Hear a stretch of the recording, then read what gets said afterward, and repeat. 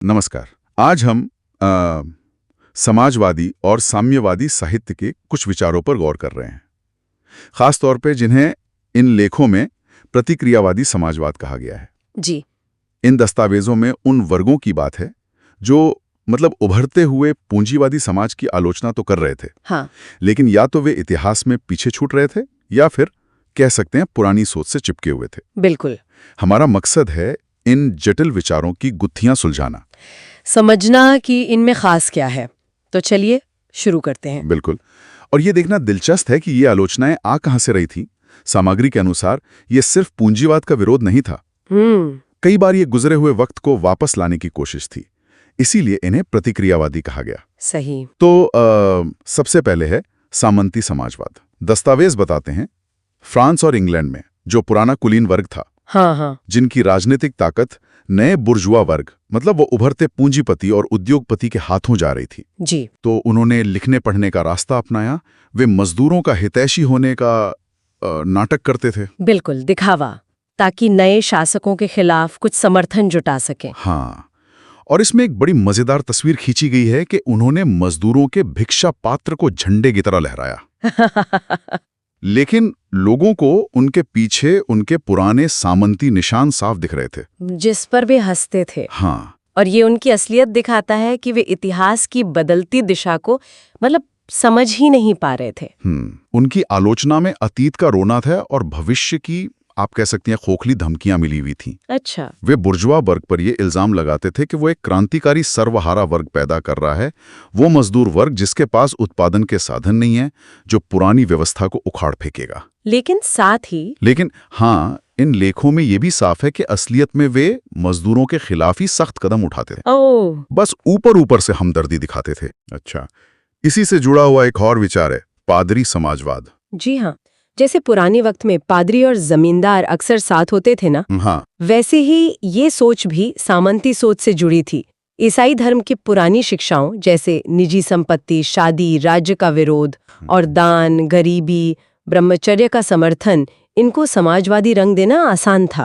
ये महज कुलीन वर्ग की खींच को धार्मिक जामा पहनाना नहीं था, बल्कि चर्च की अपनी संस्थागत शक्ति बनाए रखने का भी एक तरीका था, जो बुर्जुआ धर्मनिरपेक्षता से खतरा महसूस कर रहा था। समझ गया। फिर इन लेखों में एक और समूह का जिक्र है, निम्न बुर्जुआ समाजवाद। हाँ, ये वो वर्ग था, छोटे व्यापारी, कारीगर, किसान, जो सर्वहारा और बड़े पूंजीपतियों के बीच लटका हुआ था, खासकर फ्रांस जैसे देशों में। अच्छा। सिस्मोंडी जैसे लेखकों ने इस नजरिए से पूंजीवादी व्यवस्था की कड़ी आलोचना की। उन्होंने उत्पादन के अंतर्विरोध, मशीनों के बुरे असर, पूंजी और जमीन का कुछ ही हाथों में जमा होना, आर्थिक संकट, इन सब का बड़ा सटीक विश्लेषण किया। हाँ, ये विश्लेषण तो काफी तीखा लगता है, लेकिन यहाँ एक सवाल उठता है। स्रोत सिस्मोंडी के विश्लेषण को तीक्ष्ण भी बताते हैं और प्रतिक्रियावादी और काल्पनिक भी। ये विरोधाभास कैसे? ये एक अहम सवाल है। देखिए, उनका विश्लेषण वाकई तेज था, पर उनके समाधान वो पीछे देखने वाले थे। वे या तो उत्पादन के पुराने तरीकों को वापस लाना चाहते थे या फिर नई तकनीक को पुराने सामाजिक ढांचे में फिट करना चाहते थे, जो मुमकिन नहीं था। हाँ, बिल्कुल। इन दस्तावेजों के मुताबिक जब इतिहास ने उनके इस ख्याली पुलाव को नकार दिया, तो ये पूरी विचारधारा गहरे अवसाद और निराशा में डूब गई, जिसे वो कहते हैं miserable fit of the blues. अच्छा। ये दिखाता है कि सिर्फ समस्या पहचान लेना काफी नहीं है, समाधान भविष्य की ओर देखने वाला होना चाहिए। सही बात है। अब जहां निम्न बुर्जुआ समाजवाद का आधार कुछ हद तक आर्थिक विश्लेषण था, वहीं जर्मनी में एक बिल्कुल अलग तरह की समाजवादी सोच उभरी, जिसे स्रोत सच्चा समाजवाद कहते हैं। हाँ, ये मामला अलग था। जर्मन दार्शनिकों ने फ्रांसीसी समाजवादी विचारों को तब अपनाया जब जर्मनी में पूंजीपति वर्ग सामंतवाद से लड़ना शुरू ही कर रहा था। जी। लेकिन उन्होंने इन विचारों को जर्मनी के हालात से जुड़ने के बजाय उन्हें एकदम अमूर्त दार्शनिक बना दिया। जैसे पैसे की आर्थिक आलोचना को उन्होंने मानवता का अलगाव कह दिया। ये विचार की पूंजीवादी व्यवस्था इंसान को उसकी असली प्रकृति से दूर कर देती है। इसे एक दार्शनिक समस्या बना दिया गया। तो इसका व्यवहारिक राजनीति से इसका कोई लेना देना ही नहीं रहा फिर? बिल्कुल, ये फ्रांसीसी विचारों की जमीनी हकीकत से कट गया और सिर्फ किताबी बहस बनकर रह गया। ये विचारक दावा करते थे कि वे किसी वर्ग की नहीं, बल्कि सच्चाई और मानव स्वभाव की बात कर रहे हैं।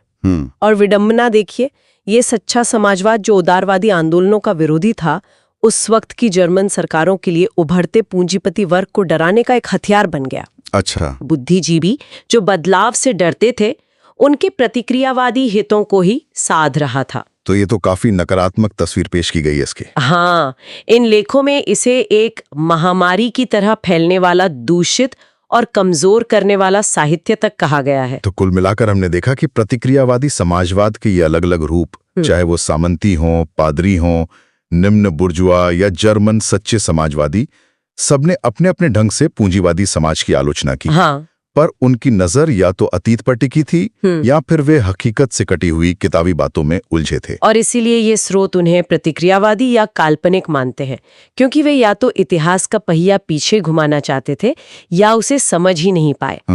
और ये हमें सोचने पर मजबूर करता है।